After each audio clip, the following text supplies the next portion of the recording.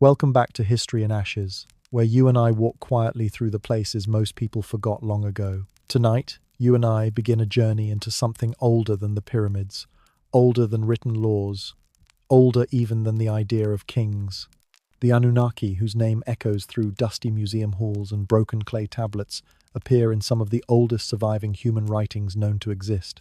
Their stories come from a world where cities were freshly born from mud and reeds, and where every drought, flood, or failed harvest could determine whether tens of thousands lived or died.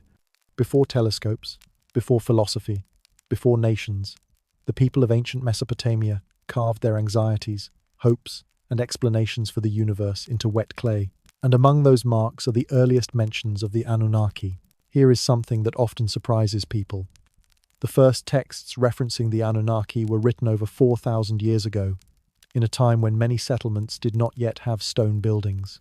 The scribes who recorded these ideas lived in conditions that today might look unbearably simple.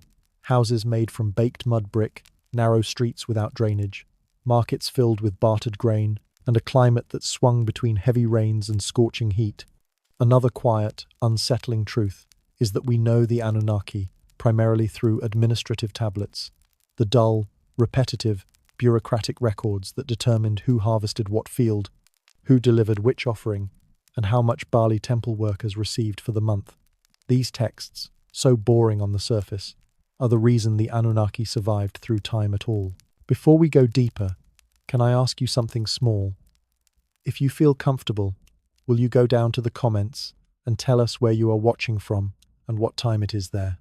It is always interesting to see how far these old stories travel.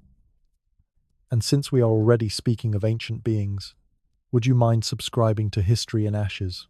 If you do not, the channel may vanish into the sands like every forgotten kingdom from this region.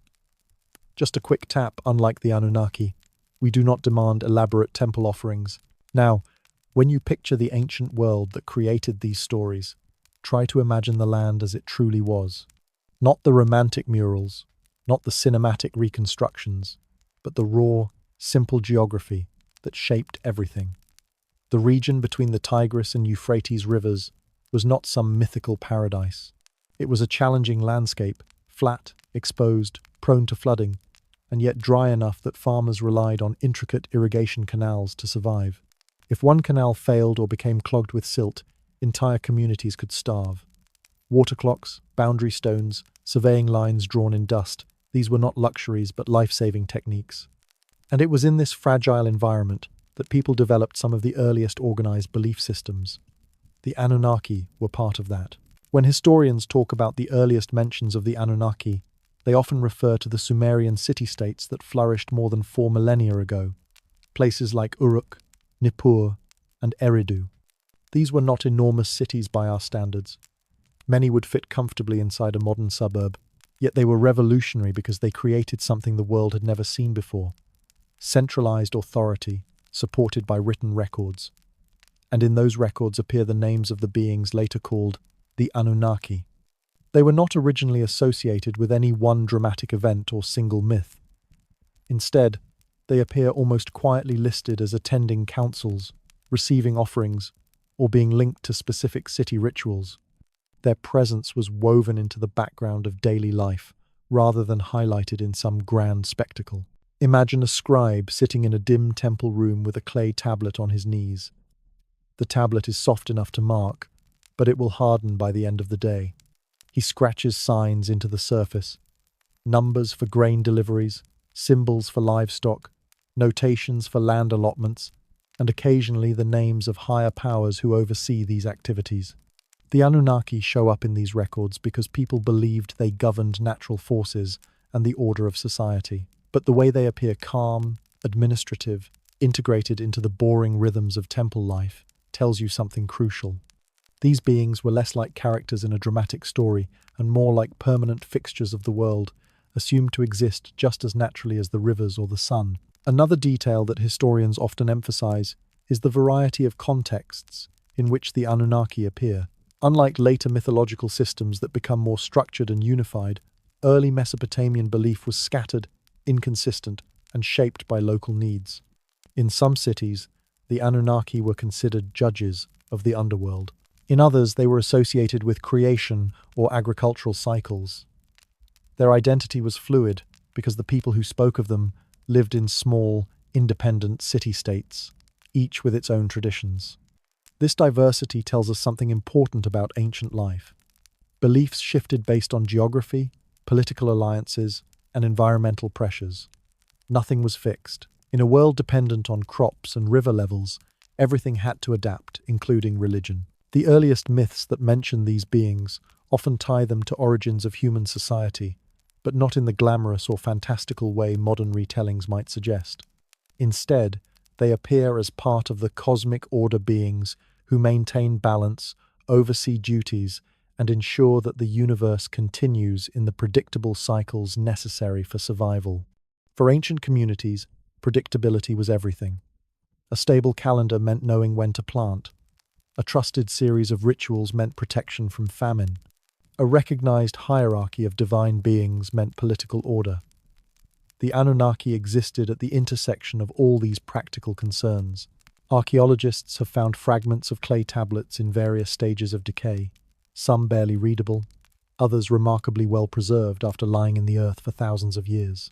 These tablets allow us to trace how certain ideas and names appeared, disappeared, and reappeared over centuries. It is fascinating, almost strange, that something as fragile as baked clay could outlast entire civilizations. Yet it has, and because of this endurance, we know more about the earliest mentions of the Anunnaki than about many other aspects of early human history. We know the shape of their names, the rituals associated with them, and even the dull lists of rations assigned to temple workers who served in buildings dedicated to them. Part of understanding the Anunnaki requires understanding the people who believed in them, people who lived lives defined by routine, by sunlight, by the cycles of farming. Their stories were not meant to entertain, but to anchor their understanding of the world. When they wrote about flood myths or creation stories, they were not crafting epics for enjoyment. They were explaining events based on what they knew. A world where rivers could destroy or sustain, where storms shaped lives, where death was ever present. The Anunnaki were part of this worldview, not saviors, not villains, simply forces that existed. As you listen to this, you might wonder why these ancient beliefs still matter. Why do we study them? Why do they appear so frequently in modern discussions? Part of the answer lies in the universality of human concerns. These early people asked the same questions you might ask today. Why are we here? What governs the world? What rules exist beyond our understanding? The Anunnaki were among their early answers.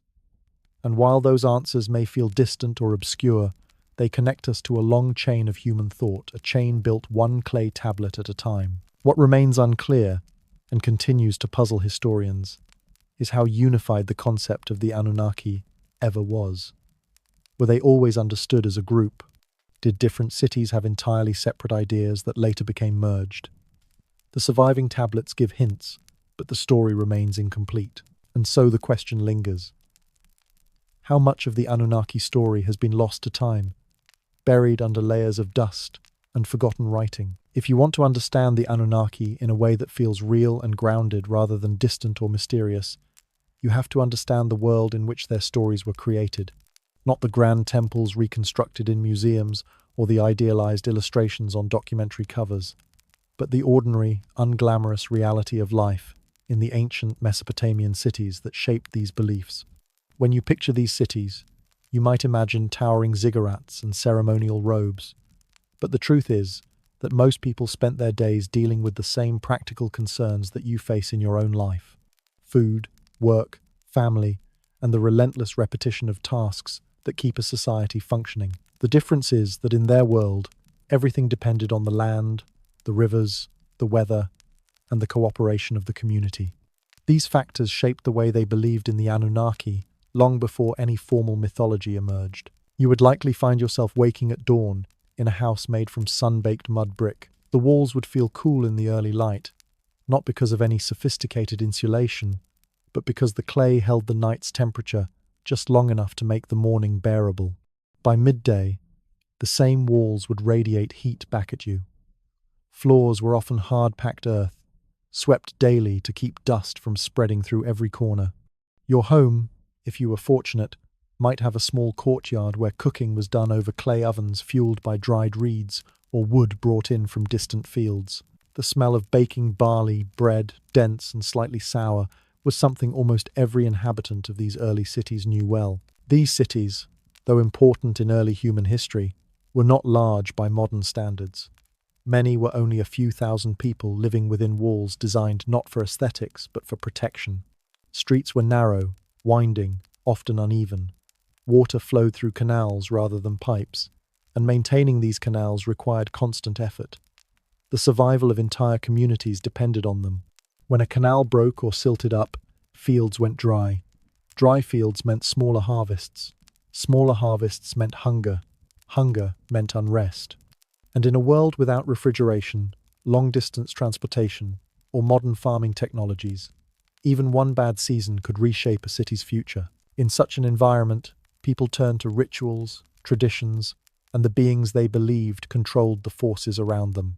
This is where the Anunnaki fit into the daily life of ordinary people, not as dramatic sky gods engaging in wars and miracles, but as part of the structure that gave meaning and order to a fragile world. When you lived in a society constantly negotiating with nature, you wanted stability in every way possible. And belief systems provided that stability. Most people in these early cities spent their days performing tasks tied to agriculture. If you were a farmer, your routine would involve checking the irrigation channels, clearing away debris, preparing the soil, planting, weeding, and later harvesting barley, which was the staple crop. Barley was more than food. It was currency, accounting unit, and economic backbone. Temple workers received barley rations. Soldiers received barley. Even beer, an essential beverage at the time, was made from barley. The presence of barley in everything from trade records to ritual offerings shows how intertwined daily labor and religious practices were. When you gave offerings to the temples associated with the Anunnaki, you were not giving exotic treasures, you were giving barley, because that was the most meaningful resource you had. If you were not farming, you might have been a potter shaping clay vessels, a weaver producing fabric from sheep's wool, a brewer preparing beer in large clay vats, or a scribe learning to carve wedge-shaped signs into tablets. Literacy was rare, and scribes trained for years, sometimes beginning as children. They copied lists, repeated signs, memorized categories of objects, and practiced numerical notations. Their work was repetitive, sometimes tedious, but essential. Without scribes, cities could not track goods, manage taxes, or record rituals. And because of those rituals, the names of the Anunnaki appeared in their work, preserved for thousands of years. In an unexpected way, it was the everyday tasks of ordinary workers that carried these stories forward into modern times. Temples played a central role not only in worship but in the economic structure of the city. When people imagine ancient temples, they often think of grand ceremonies and elaborate statues. But the most important function of a temple was the administration of resources. Temples owned land, stored grain, managed labor, and acted as legal authorities. When harvests were collected, offerings were brought to the temple not just as acts of devotion, but as part of a system of storage and redistribution. Inscriptions show that temple workers, farmers, herders, bakers, brewers, potters were paid in barley rations, measured carefully, and recorded on clay tablets. These administrative texts give us an extraordinary look into the daily lives of people who rarely appeared in official histories. Within this environment, the Anunnaki were seen as part of the network of order that made life possible. In some texts, they appear as judges overseeing moral and cosmic balance. In others, they accompany more prominent deities or oversee aspects of the natural world. Their roles were not fixed, and they varied from city to city. This variability reflects the practical nature of ancient belief systems. You believed in what mattered for your community. If your city relied heavily on irrigation, you emphasized deities associated with water. If your city was located near trade routes, you emphasized deities connected with communication or protection. The Anunnaki, being a group associated with the earliest layers of belief, appeared in many of these contexts, even if their roles were never fully defined in a single unified way. Archaeological remains help paint a picture of this world beyond the texts. Tools made from bronze and stone, broken pottery fragments, reed baskets, clay figurines, and charred seeds all tell a story of a society constantly negotiating with its environment. People used simple plows pulled by oxen. They stored surplus grain in clay jars sealed with bitumen. They used reed boats to move goods along canals. The rhythm of the year followed the agricultural calendar preparation, planting, maintenance, harvest, and rest. And each of these stages had rituals attached, because rituals helped ensure coherence. Offering a portion of the harvest was less about divine expectation and more about community reinforcement, a way to acknowledge the delicate balance between effort and survival. One of the reasons the Anunnaki remained part of the cultural fabric for so long is that they were connected to these cycles. You might imagine them as distant or supernatural, but to the people of ancient Mesopotamia, they were intertwined with basic survival. When you lived in a world without modern science to explain weather patterns, disease, or natural disasters, you looked for meaning in the patterns you could observe. And when those patterns became stories, and those stories became rituals, they shaped your understanding of everything from birth to death. It is important to remember that most of the stories we have today are fragments, pieces of tablets that survived fires, collapses, and centuries buried under layers of earth. When scribes wrote about the Anunnaki, they were not writing with the intention of informing people thousands of years later. They were writing to preserve order in their own society. That we still have these records is the result of countless accidents. Tablets baked accidentally during fires, libraries forgotten after invasions, and excavations that unearthed rooms full of clay documents sealed away by collapsed walls. Without these accidents, the Anunnaki might have vanished completely from historical memory. Daily life in ancient Mesopotamia was defined by boundaries, social, economic, and environmental. You were constantly aware of your place in the community, your responsibilities, and the expectations placed on you. People lived within extended families, shared food preparation, worked communally in fields, and participated in public festivals. These festivals, often tied to agricultural cycles, included offerings made to deities, including the Anunnaki, in certain regions. But these events were less about spectacle and more about reinforcing shared identity. They reminded people that survival was a collective effort. If you walked through one of these cities in the evening, you would see families preparing meals, children playing near the walls, and workers returning from the fields. You would smell the smoke from ovens, hear the low hum of conversation, and feel the cooling air settling into the streets. And somewhere in a temple courtyard, a scribe or priest would be recording the day's activities: grain in, grain out, livestock counted, workers fed. The names of divine beings would appear not in dramatic proclamations, but in notes tied to offerings, temple responsibilities, and ritual obligations. Understanding this helps you see the Anunnaki not as mysterious figures from a lost world, but as part of the practical, structured reality of early human life. They existed in the spaces between work and hope, between fear and routine. They mattered because the people who believed in them lived in a world where every detail, no matter how dull, carried weight. And those details, barley, canals, clay tablets, labor distribution, shaped the direction of early civilization. As you sit with this picture of everyday life, another question emerges.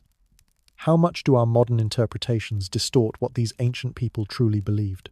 When you follow the slow rise of the early Mesopotamian cities, you eventually reach a point where daily life, religion, and government start blending into one another so closely that it becomes almost impossible to separate them.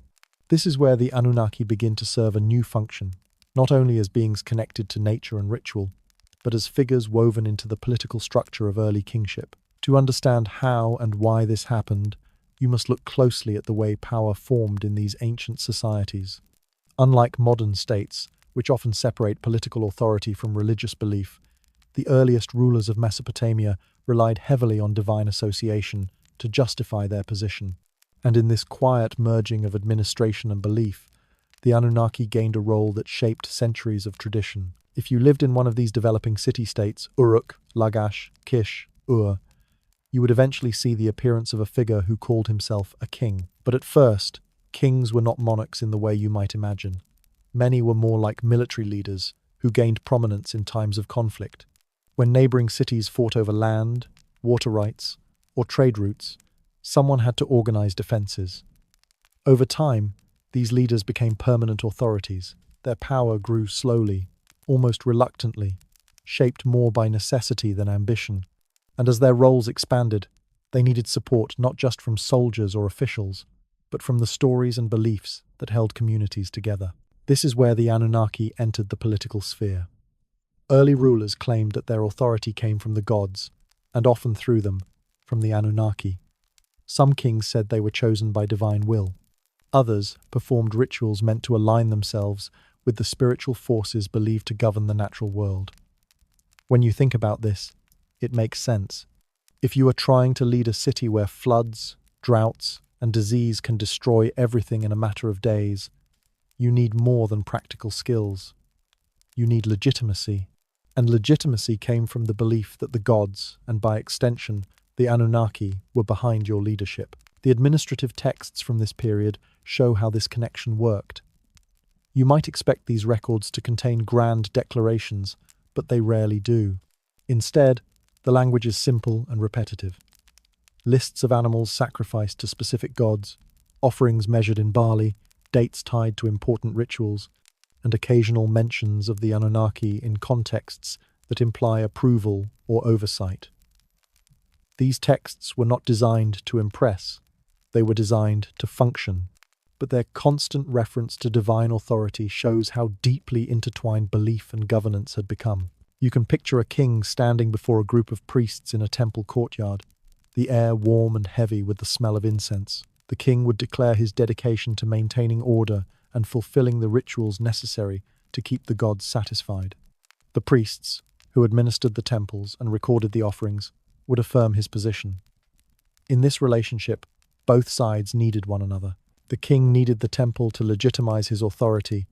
The temple needed the king to support its land, resources, and workers. The Anunnaki, as part of the established divine order, appeared naturally in this arrangement. They were invoked during ceremonies, referenced in decisions, and used as anchors for the rituals that maintained social stability. The earliest surviving royal inscriptions reveal this quiet reliance on divine authority. A king would declare that he built a temple or restored a canal at the command of the gods, and occasionally that command was attributed to the Anunnaki. These declarations were not flowery, they were administrative. They appeared on clay cones, boundary stones, and occasionally on statues placed in temples. When you look at these artifacts today, you might feel a sense of distance from the people who made them, but their intent was practical. They wanted to document actions in a way that connected their political authority with the cosmic order believed to uphold the world. Kings also used the idea of divine judgment to strengthen their legal authority. Many early laws, long before the famous Code of Hammurabi, were tied to rituals meant to ensure justice. Oaths were sworn in temples. Disputes were settled with reference to divine witnesses. In some texts, the Anunnaki are described as judges who oversee moral order. This portrayal did not involve elaborate mythology. It involved simple, everyday concerns about fairness, land rights, inheritance, and community disputes. Justice was not separate from religion. It was part of maintaining balance. Understanding this relationship requires a shift in how you view ancient power. Today, governments often distance themselves from religious systems. But in early Mesopotamia, religion was the administrative software of the world. Temples kept records. Priests performed calendars, rites, and rituals that regulated agricultural cycles. Offerings provided food reserves for the community, and myths, including those involving the Anunnaki, helped explain why people should follow their leaders. Instead of asking for loyalty based on personal charisma, kings asked for loyalty based on the idea that they were aligned with the cosmic forces that governed everything. It is important to recognize that the concept of the Anunnaki was not always uniform. Their roles varied widely from region to region. In some places, they appeared as powerful entities associated with the underworld, helping to determine the fate of souls. In others, they were connected to creation narratives, present during the formation of the world. This flexibility made them especially useful for political purposes. A king could reference the Anunnaki in different ways depending on his needs. If he wanted to emphasize stability, he might refer to them as guardians of order. If he wanted to emphasize his legitimacy, he might reference their role in creation. This adaptability helped the idea of the Anunnaki survive across centuries of shifting political landscapes. The construction of monumental structures also reinforced this connection between kingship and divine authority. Ziggurats, those stepped temple platforms that remain iconic symbols of Mesopotamia, were built as physical links between the earthly and divine realms. They served as reminders of the ruler's relationship with the gods. When you walked through a city and saw a ziggurat rising above the houses, you saw not only architectural ambition but political messaging. It was a statement. The ruler who built this structure had the support of the divine world, and because the Anunnaki were part of that world, their presence lent weight to the authority of the king. Another important aspect of kingship was the administration of land. Kings granted land to temples, officials, and workers. These grants often included religious obligations, offerings, rituals, and maintenance duties. When a king allocated land to a temple dedicated to the Anunnaki, he tied his political decisions to the belief system of his people. These decisions were recorded on tablets and sealed with cylinder seals, which acted as signatures. When archaeologists uncovered these tablets thousands of years later, they found not dramatic stories, but contracts, lists, agreements, and receipts, all grounded in the belief that divine forces oversaw human activity. One of the quiet realities of early political life was that kings depended heavily on the agricultural surplus produced by their people. Without surplus grain, there could be no monumental building projects, no armies, no specialized workers, no scribes. This meant that kings had to maintain stability above all else. They needed to ensure that the canals were functioning, that fields were irrigated, that harvests were secure. If a king failed to do this, his authority crumbled. And because the people believed that the gods, and often the Anunnaki, were involved in these processes, kings performed rituals to demonstrate that they were maintaining cosmic order. These rituals were not grand spectacles performed for entertainment. They were deliberate, structured, and often repetitive. Offerings had to be made at specific times. Prayers had to follow specific formats. Ceremonies had to align with the movement of stars, the rising of rivers, and the changing of seasons. The precision of these rituals reflected the precision needed for survival. When you grow crops in a challenging environment, you cannot afford to be careless. So when you ask why the Anunnaki mattered in the political world of early Mesopotamia, the answer lies in the simple but powerful idea that people needed their rulers to reflect stability. The Anunnaki offered a connection to something bigger than human decisions. They represented continuity. And when kings claimed to act in their name, they positioned themselves not as isolated leaders, but as participants in an ancient, ongoing order. As you consider this, it raises a deeper question. How much of early political authority was built on genuine belief, and how much was a carefully constructed system designed to maintain control? You may think that ancient myths rise from moments of excitement or divine revelation, but when you follow the trail of the Anunnaki across the clay tablets of Mesopotamia, you find something far less glamorous and far more revealing. You find that the stories holding an entire civilization together came not from lightning storms or dramatic visions, but from the quiet, repetitive workings of temple life. If you picture the origins of these myths as grand events, you might have to adjust your expectations, because the world that shaped the Anunnaki was built on slow processes, dusty rooms, and the same kinds of ordinary routines that shape your own days. By the time scribes were recording the earliest myths involving the Anunnaki, Mesopotamian society had already developed a complicated system of rituals. What survives of those rituals today is preserved mostly on tablets that look almost painfully boring to a modern reader. They are full of allocations, offerings, rations, responsibilities, and the kinds of small details that only matter when you understand how deeply ancient people believed the universe depended on proper order. Those lines of cuneiform, carved with sharp styluses into damp clay, were never meant to thrill. They were meant to maintain balance. They were meant to keep the world from falling apart. And yet, buried inside these tablets, you see the first hints of how the Anunnaki were woven into daily life. Not as distant gods floating above the earth, but as forces tied to agriculture, to seasons, to the food people ate, and the uncertainties they faced every morning. That may not seem exciting at first, But when you think about how fragile human life was in ancient cities, how a slight change in rainfall could determine whether a family survived, it becomes clear why these rituals mattered.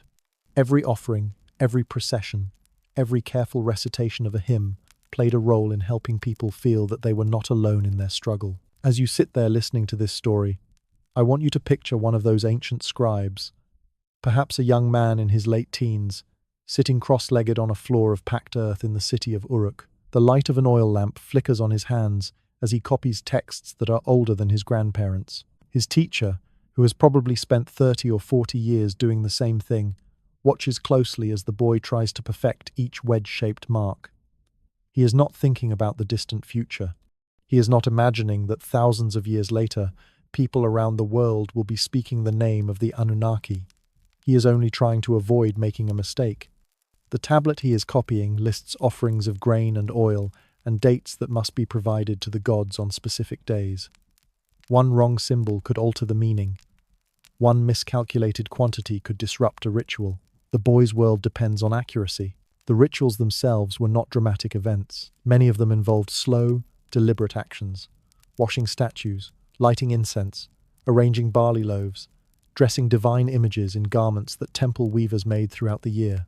The Anunnaki were often invoked as a group during these ceremonies, especially when the rituals dealt with matters of fate, death, or the turning of the seasons. Sometimes they were mentioned only briefly, sometimes at length, but always with a tone of respect that reminds you how seriously people took their presence. If you stood near a temple courtyard during one of these rituals, what you would notice first is not the spiritual aspect, but the logistical one.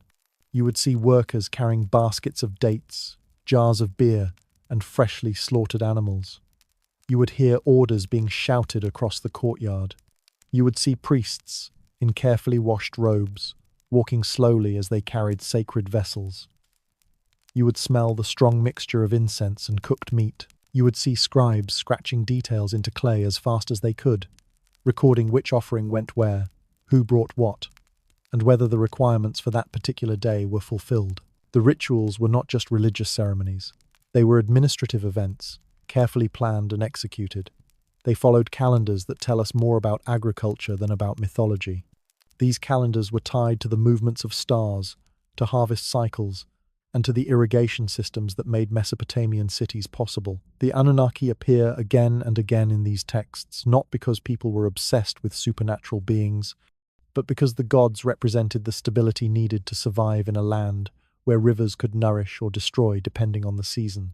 When you look at these details, what stands out is how much work ordinary people contributed to sustaining beliefs that supported their society. Farmers who spent long days under the sun cutting barley or tending date palms knew that part of their crop would go to the temple.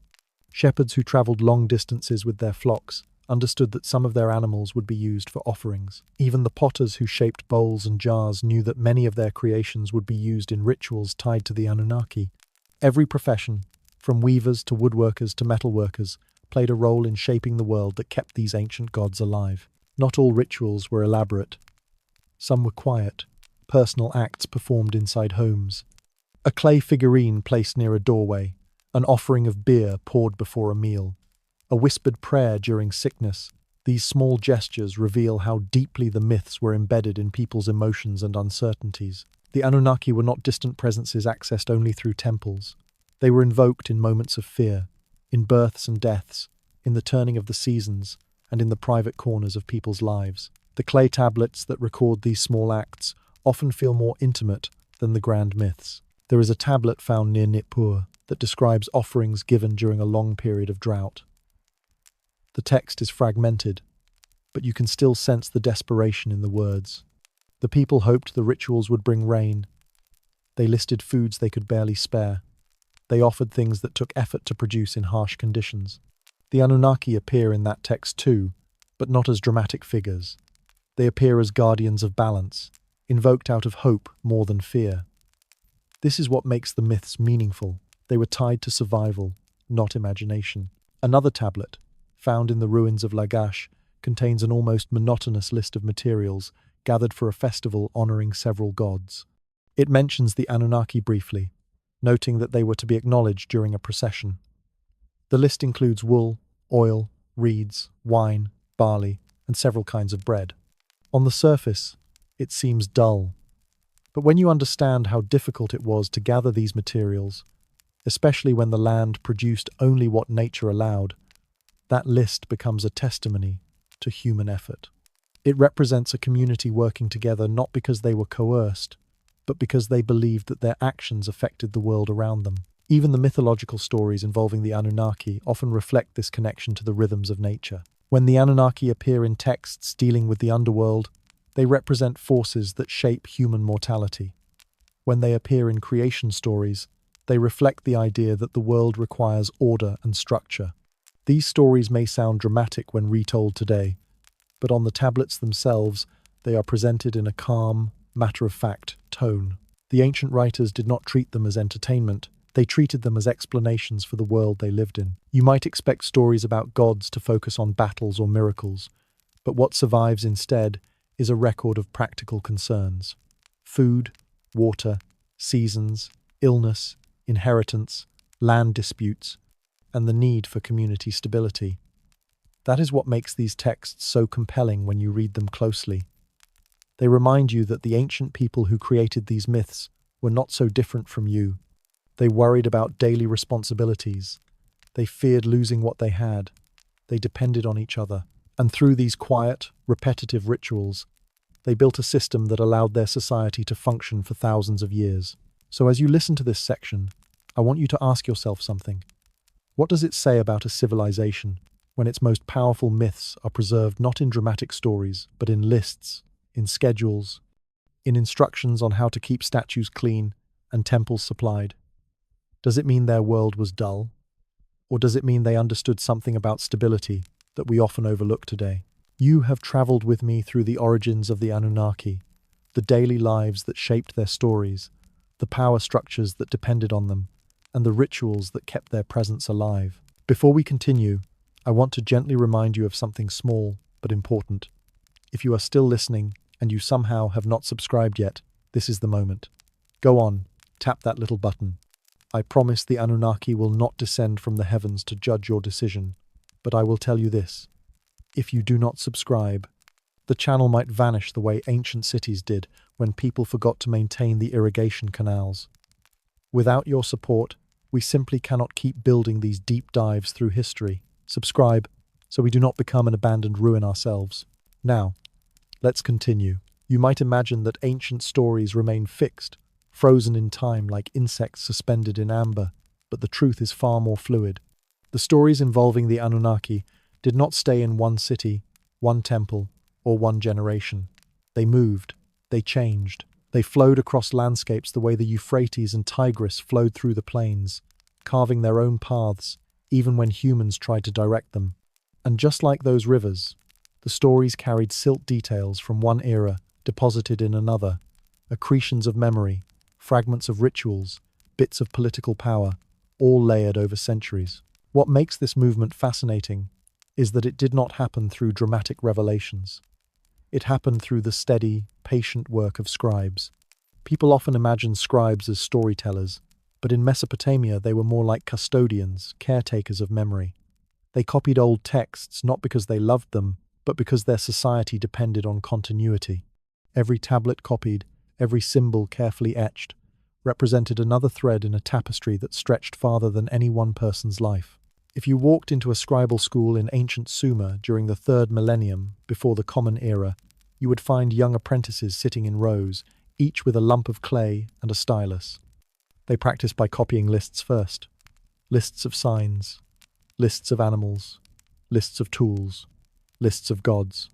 Only when they were older and more skilled would they be trusted with copying myths or ritual texts that mentioned the Anunnaki. Even the process of learning to write contributed to the preservation of these stories. Every practice tablet thrown aside into a waste heap carried fragments of the culture with it. The movement of stories also depended on trade. Mesopotamia was not isolated. Goods, people, and ideas traveled between cities and regions, often carried by merchants who had no intention of preserving myths. But when merchants moved, they brought their beliefs with them. A merchant from Ur might travel to Mari with sacks of barley or jars of oil, and, in conversation with another trader, mention a festival involving the Anunnaki. He might explain how his city performed a certain ritual or interpreted a certain myth. Over time, those stories blended with local practices. Then there were the migrations caused by drought or conflict. When fields failed or when armies threatened to invade, entire families would relocate. They took with them their memories, their prayers, and their small household rituals. A clay figurine carried in a bag, a song taught to a child, a whispered invocation during illness.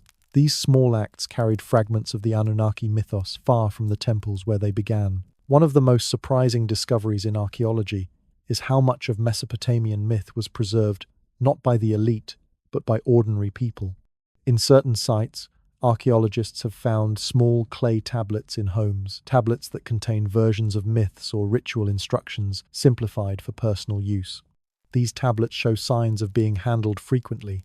Their edges are worn, their surfaces softened by repeated touching. Whoever owned those tablets treated the texts not as archives, but as companions in daily life. The copying process itself sometimes altered the stories.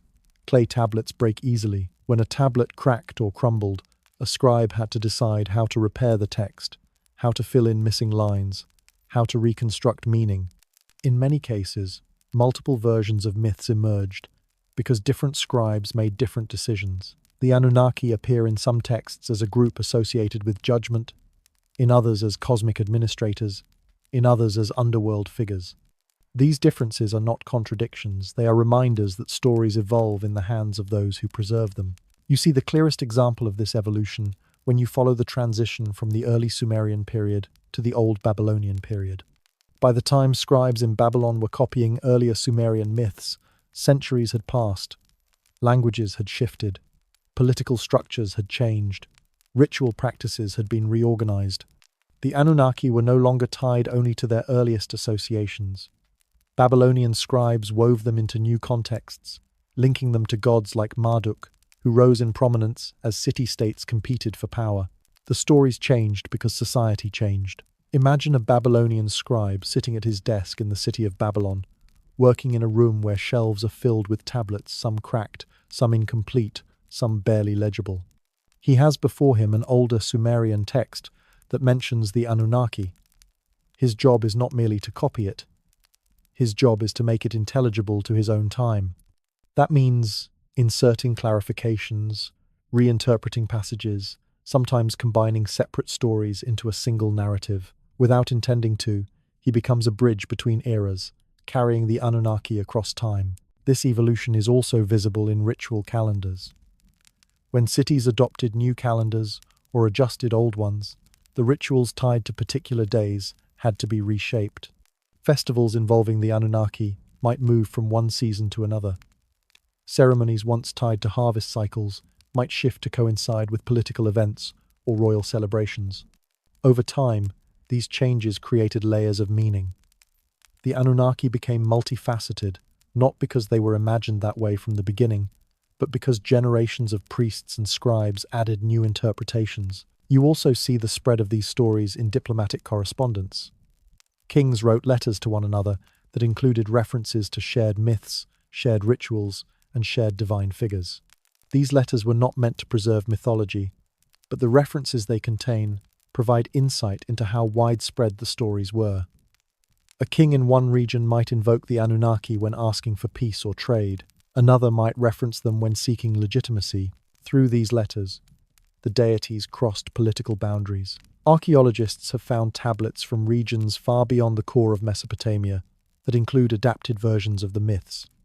In some places, the Anunnaki appear only briefly, in the margins of a text. In others, they are integrated into local traditions. This blending tells you that ancient people were not rigid about their beliefs. They borrowed ideas freely, molding them into shapes that fit their lives. The spread of the stories also depended on simple human movement.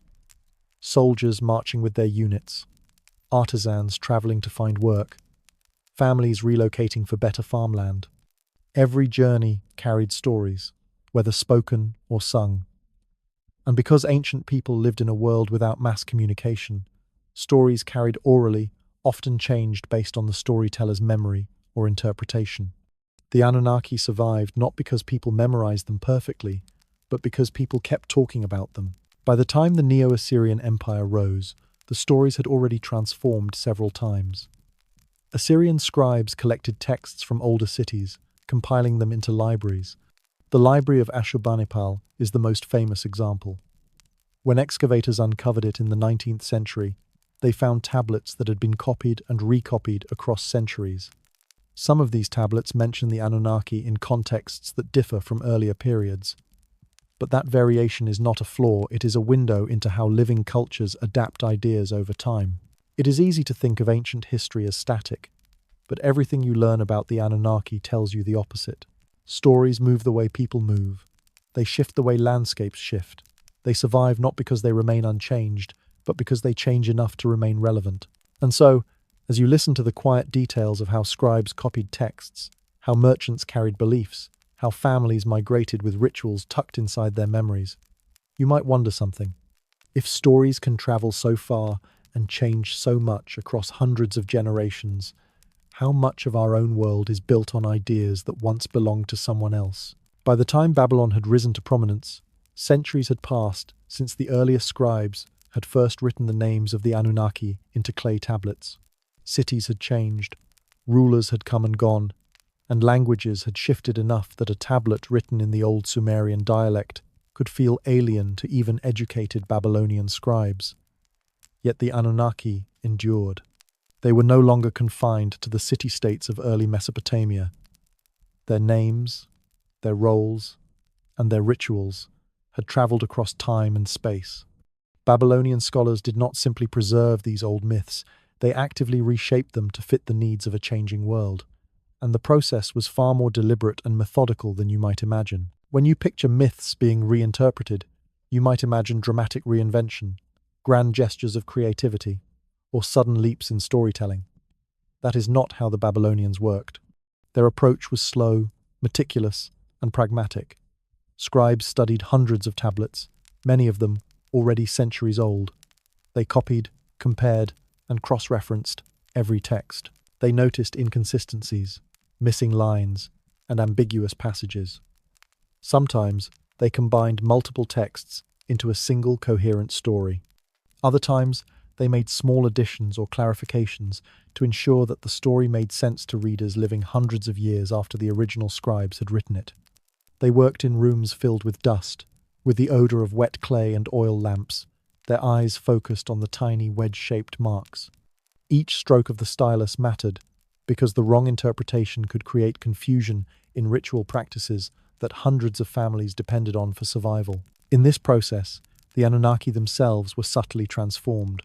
They were not made into new gods, but their roles were adjusted to reflect the cosmology and politics of Babylon. Some Anunnaki became more closely associated with Marduk, the rising patron god of the city, reinforcing the growing importance of Babylon as a political center. Others were assigned administrative duties or linked to cosmic judgments that mirrored earthly governance. The gods' personalities and responsibilities were carefully calibrated, not for dramatic storytelling, but to maintain social cohesion. In essence, the Anunnaki were repurposed to reflect the world as it existed under Babylonian rule, a world where kings needed divine legitimacy, where cities relied on irrigation and harvest cycles, and where ordinary people's lives were intertwined with ritual and obligation. What is remarkable is how much of this reinterpretation depended on continuity and care, rather than invention. Babylonian scribes were, in a sense, archivists, librarians, and civil engineers of memory. They preserved not only the names of the gods, but the logic of their interactions, the sequence of rituals, and the timing of offerings. They kept records of when festivals should occur, how the phases of the moon affected ceremonial acts, and how each divine figure's authority related to human governance. By doing this, they ensured that the Anunnaki remained relevant and intelligible even as centuries of social and political change unfolded around them. It was a slow form of evolution, a quiet adaptation that allowed myths to survive in a world constantly in flux. The practical implications of these reinterpretations were profound. Kings and officials used the reshaped myths as instruments of authority. A tablet might describe Marduk consulting the Anunnaki before granting a city victory or allotting fertile land. A ritual performed in the king's presence might demonstrate that divine order and earthly order were aligned. Citizens, witnessing these ceremonies, saw a reflection of societal structure in the cosmos itself. The myths, once simply stories about gods, became tools of governance. They reinforced obedience, structured labor, and legitimized the hierarchy of power. And yet, the stories never became purely political. Even in this reinterpretation, the Anunnaki retained roles connected to agriculture, justice, fate, and cosmic balance. Their presence was both symbolic and functional. Even in private homes, the Babylonian reinterpretation filtered down.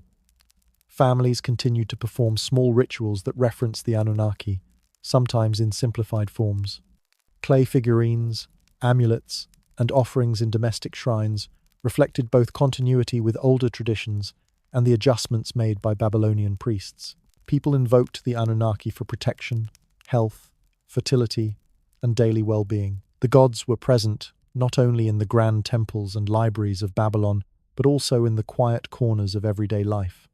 In this way, reinterpretation was not limited to the elite. It reached the very fabric of society, shaping ordinary practices and embedding the Anunnaki in human experience at every level. One of the most striking aspects of Babylonian reinterpretation is how it handled damaged or incomplete texts.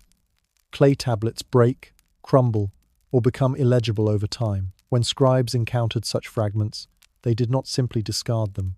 Instead, they reconstructed the missing parts, using their knowledge of other texts, their understanding of ritual, and their sense of narrative logic. This often resulted in small changes to the story, the addition of explanatory phrases, or the reordering of events. Over time, these adjustments created variations in the myth that reflected both continuity and adaptation. The Anunnaki, in each retelling, remained recognizable, but acquired nuances that addressed the needs of a new generation of worshippers. Trade, travel, and diplomacy also facilitated the spread and reinterpretation of the Anunnaki. Merchants, soldiers, and artisans carried stories from one city to another. Letters between kings included references to shared myths, ensuring that even distant polities were aware of the same divine structures. The gods became part of a shared cultural vocabulary, allowing different cities and regions to recognize common authority while maintaining local traditions. A merchant from Ur might mention a festival in which the Anunnaki played a role when negotiating with a partner in Mari.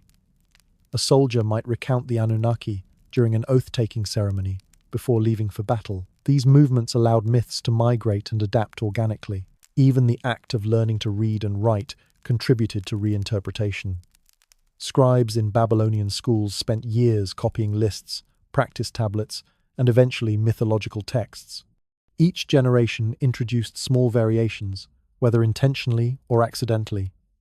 A misplaced wedge or a misread symbol could alter a name, a number, or a role.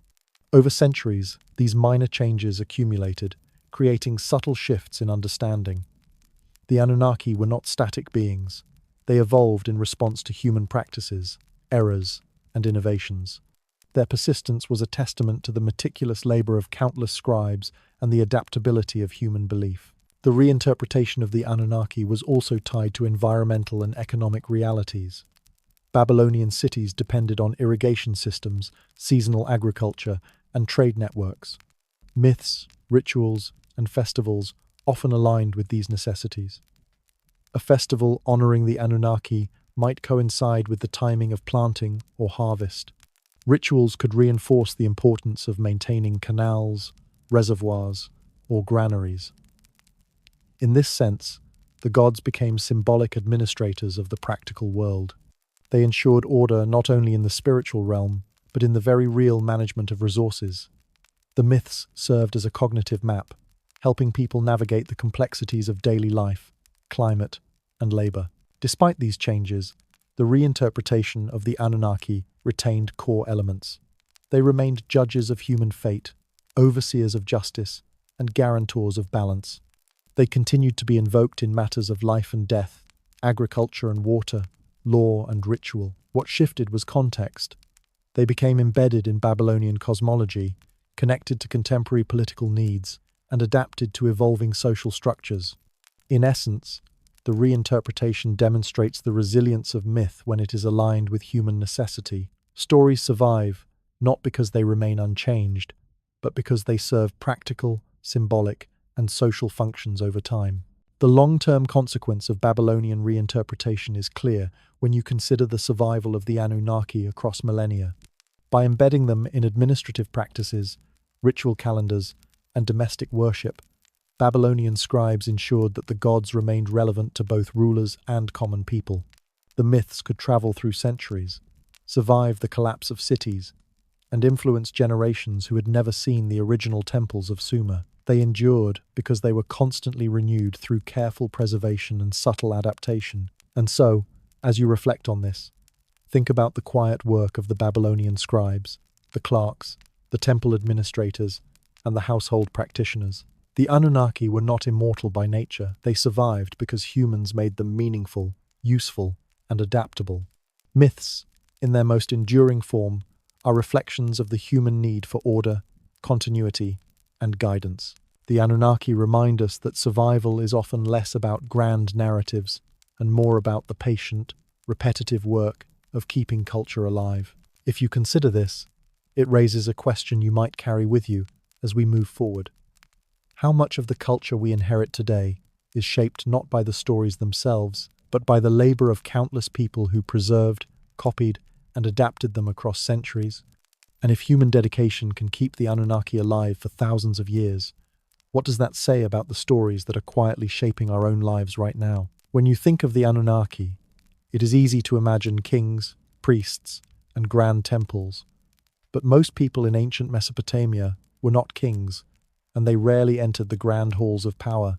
They were farmers, potters, laborers, merchants, and artisans, people whose daily lives were governed by the rhythms of the sun, the river, and the seasons.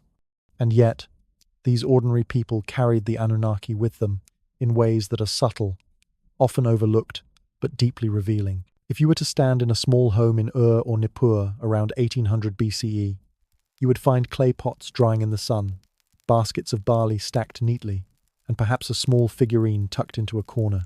These figurines were not decoration. They represented divine presence. The Anunnaki were invoked in these objects as guardians, as protectors of health, of crops, and of children.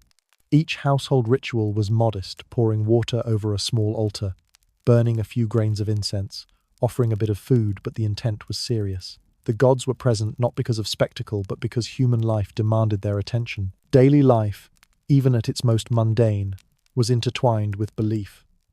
Farmers did not plant barley on a whim. They consulted calendars and lunar cycles, sometimes referring to clay tablets that instructed when certain offerings to the Anunnaki should occur. Water from the Tigris or Euphrates was not simply irrigation. It was sacred, a gift managed by divine oversight. When a canal had to be cleared or a field irrigated, these tasks were performed with ritual respect. Ordinary work, in other words, was a form of devotion. You can almost imagine a farmer pausing to whisper a prayer to an unseen deity as he dug his irrigation channel, aligning his labor with cosmic order. Amulets were another way the Anunnaki touched everyday life. Small, carved figures of gods or inscriptions on clay were worn around the neck or placed in homes. These were meant to protect against disease, misfortune, or misstep. People believed that an angry or neglected deity could influence the smallest details: a child's illness, a broken wheel, a failed harvest. By carrying these amulets or placing them strategically in their homes, ordinary Mesopotamians tried to maintain balance. And though these practices seem mundane now, they were a matter of life and death. Survival in Mesopotamia was precarious. Floods, droughts, illness, and war were constant threats. Anything that promised even a small measure of stability was valued. Even cooking and meals were steeped in ritual. Before baking bread or roasting fish, families might offer a small portion to the Anunnaki. This was rarely a grand ceremony. It was a quiet acknowledgement of the unseen forces sustaining their lives. In some cases, everyday words reflected these beliefs. Names of children, expressions of gratitude, and everyday idioms invoked the presence of the gods. The divine was woven into the mundane, the ordinary, and the overlooked. You might wonder how much these beliefs varied across cities and regions. The answer is quite a lot. The Anunnaki were flexible figures. Some were associated with justice, some with water, some with the underworld. Depending on where a family lived, which temple they were closest to, or which local tradition they followed, the Anunnaki could mean different things. In Mari, a city along the Euphrates, they might be invoked to ensure safe trade and fertile fields. In Ur, the focus might be on maintaining order and harmony within the household. Yet despite these differences, the underlying function remained the same. The gods provided guidance, protection, and structure in a world that was otherwise unpredictable. Household rituals also preserved older forms of mythology that were no longer emphasized in grand temples. While kings and priests used the Anunnaki to consolidate political power, ordinary people often retained fragments of older stories. A small figurine of a god might reference a myth centuries old. A ritual might follow a calendar from early Sumerian practice, and a song sung during a festival might contain lines no longer remembered in the official temple records. This preservation of memory at the grassroots level ensured that the Anunnaki remained embedded in culture even when political centers rose and fell. The tools ordinary people used were often inscribed with divine reference. A simple pottery shard might bear a mark asking the Anunnaki to bless a newborn or a freshly baked loaf. A farmer's plough could carry symbols meant to ensure a fruitful harvest. These inscriptions were not decorative. They were functional, tangible ways of connecting human labor to divine will. The Anunnaki were not abstract concepts. They were part of the material world, interacting silently with everyday tasks. You might find it surprising that so much of this everyday belief was conservative. Unlike temple rituals, which evolved to reflect political needs, household practices were slow to change. The same gesture, the same prayer, the same simple offering might be repeated for generations. The Anunnaki became a stabilizing force, not only in cosmic terms, but in social ones. They provided continuity, a thread linking family members across decades, anchoring memory, labor, and hope in a shared universe. There is also a striking intimacy in these practices. While we often associate ancient religion with grand temples or king's decrees, for most people, the Anunnaki were companions, silent witnesses to life's rhythms. They were invoked during childbirth, illness, planting, harvesting, and death. People whispered their names when crossing rivers, when walking through markets, and when leaving the house at night. The gods were not distant arbiters of fate. They were close, ever-present, and deeply integrated into survival strategies. Even in times of crisis, ordinary people relied on these traditions. When floods or famine struck, when raiding parties appeared on the horizon, families turned to small household rituals. They might increase offerings, recite prayers more diligently, or carry protective amulets on every member of the household. The Anunnaki were not imagined as miracle workers in the dramatic sense. They were mechanisms of resilience. They represented stability, guidance, and hope in the most practical way possible. Through their presence, ordinary Mesopotamians navigated the uncertainty of a precarious world. Archaeological evidence gives us glimpses of these practices. Excavations reveal shrines in homes, fragments of amulets, and small votive tablets buried beneath floors. Marks in clay, once dismissed as trivial or repetitive, reveal patterns of daily life intimately tied to belief. Each tablet, each figurine, each inscription tells us that the Anunnaki were not only temples' concerns, they belonged in kitchens, bedrooms, fields, and workshops. They existed in the spaces that made life possible, sustaining people in the quiet, repetitive actions that ensured survival. By examining these details, you begin to understand why the Anunnaki persisted through centuries. They were not merely mythological constructs or tools of political authority. They were embedded in ordinary life. Their endurance depended on their connection to human experience, the mundane, the repetitive, the ordinary. Kings could fall, temples could crumble, languages could shift, but as long as families whispered the names, as long as farmers aligned their planting with divine calendars, the Anunnaki continued to live. And so, as you reflect on the daily rituals, the amulets, the offerings, and the household prayers, you are reminded that history is not only made in temples or palaces, it is made in kitchens, fields, and workshops, in the quiet persistence of ordinary people. The Anunnaki, through their integration into the smallest details of life, reveal that survival, memory, and belief are often carried by the unremarkable actions of the many rather than the grand gestures of the few. As you consider this, ask yourself, how much of our modern world, our daily routines, and our quietly held beliefs might be shaped by traditions that have evolved similarly adapted, preserved, and passed down through generations, often without our noticing? And if the Anunnaki could survive in the smallest, most mundane corners of Mesopotamian life, what stories from our own lives might persist in ways we cannot yet see? By the time we reach the later centuries of Mesopotamian history, the Anunnaki were no longer the omnipresent figures they once were. Their temples had lost some of their earlier prominence, scribes were fewer, and the world itself had changed. New empires arose, bringing with them new gods, new rituals, and new priorities. The once central figures of the Anunnaki became quieter, their presence more symbolic than active, fading slowly rather than vanishing abruptly. For ordinary people and for kings alike, the gods of old were no longer the framework of daily governance or cosmic stability. They were memories embedded in ritual, legend, and literature. The decline was subtle, imperceptible even to those living through it. Imagine a temple where offerings had once been delivered daily in strict accordance with lunar and agricultural calendars. By this period, fewer people could read the intricate tablets, and priestly households struggled to maintain the old sequences. Grain rations for the gods were smaller, incense less frequent.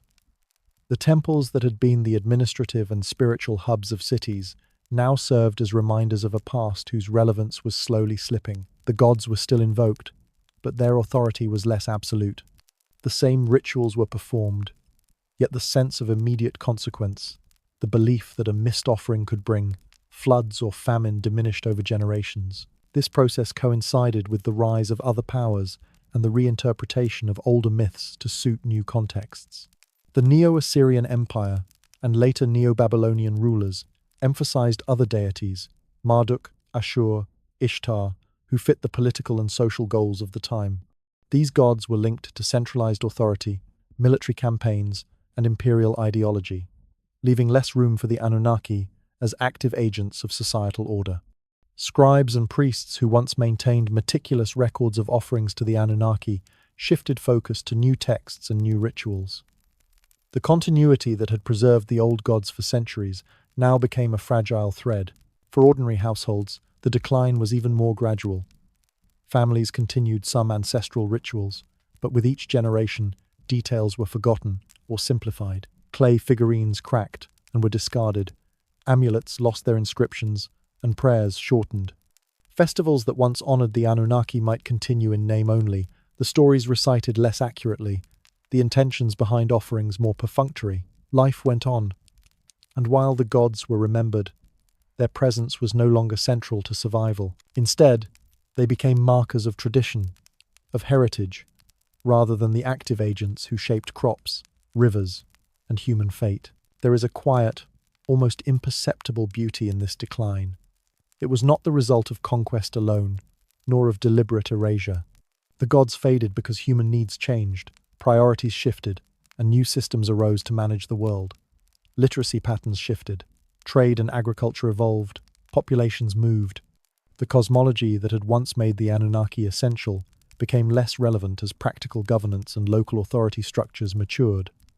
People still respected the past, but they adapted to the present. In doing so, the gods of old were slowly, quietly receding from daily consciousness. This decline also reflects the fragility of cultural memory. The Anunnaki had survived for thousands of years because each generation had carried forward rituals, stories, and inscriptions. But memory is only as strong as those who maintain it. When fewer households could read or perform rituals, when fewer priests were trained, the gods' authority weakened. Tablets were left uninscribed, rituals incomplete, and over time, even the most familiar stories became fragmented. In some cities, The names of the Anunnaki were remembered only in the context of literary references, old poems, or temple inscriptions that were rarely consulted. They existed in memory, not in active practice. Even as they declined, the Anunnaki influenced the way people thought about the world. New religions and beliefs did not emerge in a vacuum. The concepts of divine justice, cosmic order, and ritual responsibility, which the Anunnaki had embodied, continued to shape ideas of governance, morality, and household practice. Their faded presence was embedded in the architecture of society. Just as a river leaves behind a sedimentary pattern long after its waters have shifted, the Anunnaki left traces in laws, calendars, rituals, and cultural norms. Ordinary people who no longer fully understood the myths still benefited from the structures the myths had helped establish. The archaeological record confirms this slow decline. Excavations of later Babylonian and Assyrian sites reveal fewer shrines dedicated specifically to the Anunnaki, fewer detailed tablets of offerings, and smaller domestic figurines. Libraries that once housed extensive records were destroyed, lost, or neglected. Where once scribes had labored to preserve exact sequences of ritual and myth, later records are fragmentary, sometimes cryptic. The gods were still mentioned, but their immediacy had faded. The same rituals were often repurposed for newer deities, reflecting shifting social priorities. The old gods were never completely forgotten, but they were no longer central to life. You might imagine that the decline of the Anunnaki was sudden, dramatic, or catastrophic. In reality, it was quiet, drawn out, and unremarkable in daily experience. People adapted to the practicalities of life, while the gods became part of a historical consciousness rather than a lived reality. This slow fading is a lesson in how human culture evolves. Beliefs, rituals, and myths do not disappear overnight. They persist in fragmentary forms, influencing thought, practice, and identity long after their original context has changed. The Anunnaki's retreat demonstrates the gradual nature of cultural transformation. Yet, even in decline, they were not entirely irrelevant.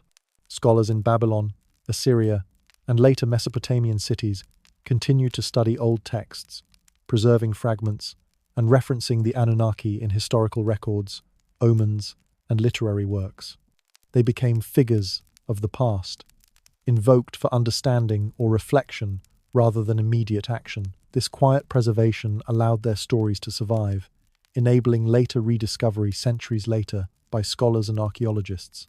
The gods, though no longer active in daily life, remained a thread linking the ancient world to the present. So, as you think about the decline of the Anunnaki, consider the broader lesson. Cultural change is often incremental. Religions, myths, and beliefs do not vanish suddenly. They adapt, recede, and leave traces. They survive in forms small, overlooked, or mundane. The stories that dominated the lives of kings, priests, and ordinary households do not disappear. They are transformed, absorbed into new systems, and preserved in fragments for future generations. The Anunnaki were fading, but their influence endured silently, shaping structures, practices, and memory, even as belief in their direct power waned. And as you reflect on this, you might wonder, if the Anunnaki could slowly fade from prominence, leaving only fragments behind, what elements of our own culture, beliefs, or stories might be fading right now, unnoticed, yet quietly influencing the world of tomorrow? How many of the systems, rituals, and habits we take for granted are descendants of practices whose origins are far older than we realize? By the 19th century, the Anunnaki existed mostly as whispers in forgotten libraries and buried ruins. Centuries of sand, river, sediment, and urban decay had obscured the cities where they were once worshipped. Babylon, Ur, and Nippur were no longer centers of empire, their temples reduced to mounds of clay and stone. For the modern scholar or traveler, these sites were enigmatic relics, remnants of a civilization whose daily life, religion, and politics were intimately bound to the Anunnaki, yet whose meaning had been almost entirely lost to time. And yet, it is in these quiet ruins, amidst broken tablets and collapsed walls, that a global rediscovery began, sparking fascination that continues into the present. You might find it surprising, But the rediscovery of the Anunnaki was neither sudden nor dramatic. There were no buried texts glowing with revelation, no divine messages waiting to be uncovered. Instead, it was the meticulous work of archaeologists, philologists, and explorers, people armed with brushes, notebooks, and patience that gradually brought these ancient gods back into modern consciousness. Excavations in cities like Nineveh, Nimrud, and Ur during the mid to late 19th century unearthed vast libraries of cuneiform tablets, many of which contained references to the Anunnaki. The tablets themselves were often broken, their edges worn, symbols faint from millennia of exposure.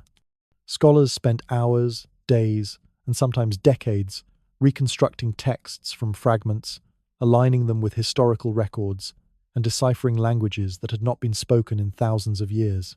The work was painstaking, almost monotonous, but the discoveries were profound.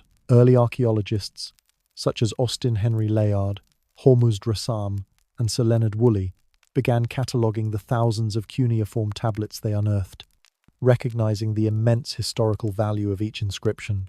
As they worked, they began to piece together the social, religious, and political frameworks of ancient Mesopotamia. And the Anunnaki, though sometimes only mentioned briefly or in passing, emerged as central figures in understanding these civilizations. What might have seemed like dry administrative records, lists of offerings, inventories, or lunar calendars became windows into a world where gods and humans were intricately connected. Philologists of the time played an equally crucial role. Understanding the Sumerian, Akkadian, and Babylonian languages was no small feat.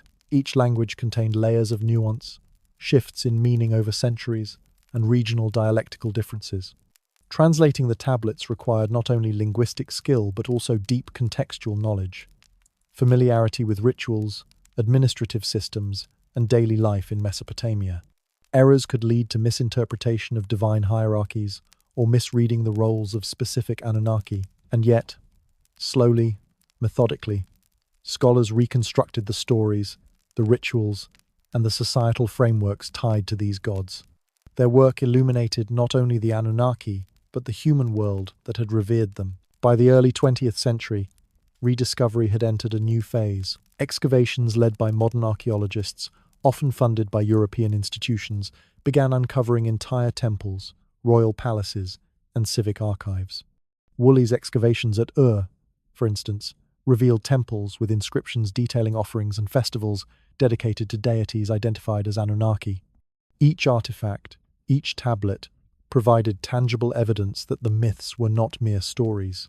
They were part of daily life, social structure, and political governance. Ordinary people had followed these practices, kings had sanctioned them, and scribes had preserved them in painstaking detail. The rediscovery emphasized that the Anunnaki were as much historical as they were mythological. Yet this process was not straightforward. Scholars debated meanings, transliterations, and the significance of references. Names of specific Anunnaki, their duties, and their relationships varied across texts, leading to extensive academic discussion. Some translations emphasized political utility, others ritual significance, and still others cosmic symbolism. Even simple details like whether an offering occurred weekly, monthly, or annually could spark lengthy debates. The cumulative effort, however, gradually produced a clearer picture of a pantheon that had guided both the governance and the daily life of ancient Mesopotamians for millennia. It was during this period that the Anunnaki began to enter public consciousness beyond academia. Popular books, lectures, and exhibitions introduced the gods to a broader audience. Mesopotamian artifacts displayed in museums around Europe and America showcased inscriptions mentioning the Anunnaki, sometimes alongside vivid reconstructions of temples and ritual practices. For the general public, these gods became fascinating historical figures. People could see the intricate link between mythology and practical life, the way divine authority was embedded in agriculture, governance, and domestic ritual. The Anunnaki were no longer invisible deities. They were historical presences whose influence could be traced through centuries of human activity. The rediscovery was also aided by technological advances. Photography, better excavation tools, and improved cataloguing methods allowed for more precise recording of sites and artifacts. Scholars could share their findings across countries, compare notes, and correct misunderstandings from earlier excavations. The Anunnaki emerged not just as a curiosity, but as a central subject in the study of Mesopotamian history, culture, and religion. They offered insight into how civilizations structured authority, maintained social cohesion, and connected human activity to cosmological order. However, the process also revealed how much had been lost. Countless tablets remained buried, temples had crumbled, and local knowledge had vanished. Archaeologists could reconstruct only fragments of the complete picture. Some aspects of the Anunnaki-specific rituals, regional variants, and intimate household practices could never be fully recovered. This incomplete rediscovery underscores a vital lesson. History is always partial, filtered through survival, chance, and interpretation. What we know of the Anunnaki is impressive, but it is always shadowed by what remains forever buried, silent, and lost. And yet, this partial recovery has had lasting impact. Modern scholars and enthusiasts now understand the Anunnaki not as fictional characters, but as central to the structure of one of humanity's earliest complex civilizations. They were administrators, judges, cosmic regulators, and symbols of order. Their rediscovery demonstrates the power of human dedication, the patience of archaeologists, the meticulous skill of translators, and the painstaking labor of recording and comparing fragments across decades. Without this work, knowledge of the Anunnaki would have remained obscured beneath centuries of sediment, sand, and neglect. You might find it remarkable that what survived was not simply epic narratives or dramatic myths, but mundane records, lists of offerings, agricultural calendars, and household rituals. These seemingly dull artifacts preserved the framework of belief that allowed the Anunnaki to maintain cultural significance. The rediscovery thus emphasizes an essential truth. Survival of knowledge depends on repetition, preservation, and the quiet work of countless individuals. The gods themselves endured because humans, in their daily acts, ensured they were remembered. As modern readers and enthusiasts, we benefit from this extraordinary chain of preservation. The rediscovery of the Anunnaki allows us to glimpse ancient human life, not through the lens of kings or conquerors, but through the rituals, routines, and daily decisions of people who lived and worked under their influence. We can trace patterns of social organization, understand the interconnection of ritual and governance, and appreciate the resilience of myth as a stabilizing force. The rediscovery reminds us that history is built not only on monumental events, but on the meticulous labor of preservation, interpretation, and context. And as you consider this journey, from buried clay tablets to modern understanding, ask yourself, how much of the past remains waiting to be uncovered? How many stories, quietly recorded in mundane forms, could reshape our understanding of human history if rediscovered? And what lessons might the rediscovery of the Anunnaki hold for us today, as we consider the survival of knowledge, culture, and belief across generations? As you sit back and reflect on the long journey of the Anunnaki from ancient Sumerian temples to Babylonian reinterpretation, through centuries of quiet household devotion, gradual decline, and modern rediscovery, you realize that their story has not ended. In fact, the Anunnaki continue to shape human thought, imagination, and culture even today. They exist not as literal gods in our daily lives, but as symbols, motifs, and inspiration in a world that is far removed from the riverbanks and clay cities of Mesopotamia. Their legacy is subtle, often surprising, and profoundly human. In the academic world, the Anunnaki are a cornerstone for understanding the rise of civilization. Scholars study them to explore early concepts of divine authority, social hierarchy, and cosmic order. Anthropologists trace how these deities influenced human behavior, governance, and ritual practices. Archaeologists continue to uncover artifacts, each one reinforcing the idea that belief in the Anunnaki was a practical and integral part of life, shaping labor, law, and survival strategies. Modern museums display their statues, tablets, and inscriptions, offering viewers a tangible connection to a civilization that once dominated the Fertile Crescent. These artifacts allow us to study how myth and culture intertwine, providing insight not only into ancient societies, but into the universal human need to make sense of the world. Yet beyond academia, the Anunnaki have taken on lives of their own in popular culture. Books, documentaries, and online platforms often reimagine them as mysterious beings, sometimes portraying them as extraterrestrial visitors, ancient aliens, or secret architects of human history.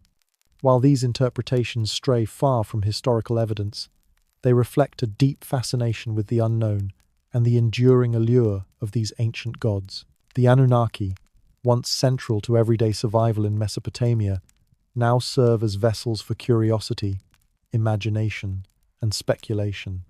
They remind us how stories can evolve over time, adapting to the questions and anxieties of each generation while maintaining a connection to the past. This modern fascination is also a reflection of the enduring human desire to connect with origins. People seek explanations for the mysteries of human existence, and the Anunnaki offer a compelling narrative, a bridge between our earliest civilizations and the questions we still ask today. In some ways, the fascination mirrors ancient practices just as Mesopotamians invoked the Anunnaki to guide daily life. Modern enthusiasts invoke them to explore the meaning of human development, knowledge, and identity. The shift is from practical survival to intellectual and imaginative exploration, but the underlying impulse is strikingly similar. The Anunnaki also influence creative expression. Writers, artists, and filmmakers draw inspiration from their names, stories, and roles. Films depict vast ziggurats, celestial councils, and human interactions with the divine. Novels explore cosmic hierarchies and ancient conspiracies, blending history with speculation. Video games recreate the Mesopotamian world, allowing players to interact with the gods, manage cities, and perform rituals. Even music and visual arts sometimes reference Anunnaki mythology, turning archaeological fragments into aesthetic experience. Through these channels, the Anunnaki are continually reinterpreted, their significance reshaped to fit new cultural landscapes while preserving echoes of their ancient functions. Yet for all this modern reinterpretation, the core lesson of the Anunnaki endures. They were products of human labor, belief, and survival. Their authority was never inherent. It was sustained by scribes, priests, kings, and ordinary households.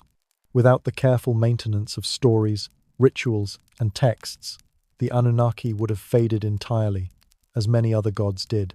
The reason we can study, imagine, and be inspired by them today is because generations of humans preserved fragments, adapted myths, and wove the gods into every aspect of daily life. Their survival across millennia is a testament to the resilience of culture, memory, and human ingenuity.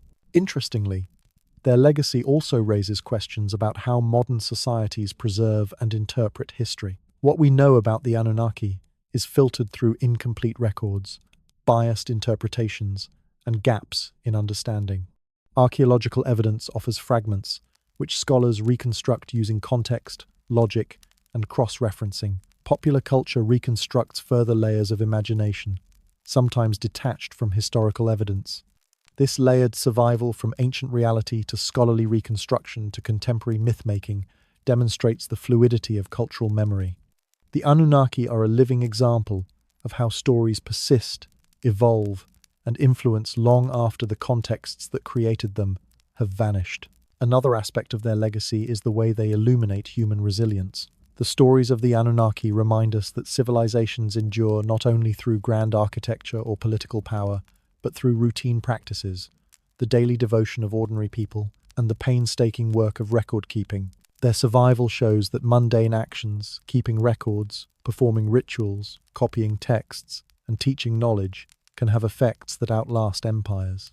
The Anunnaki survived the collapse of city-states, invasions, floods, and the slow fading of belief because ordinary humans carried their stories, adjusted their meanings, and preserved them in both material and oral forms.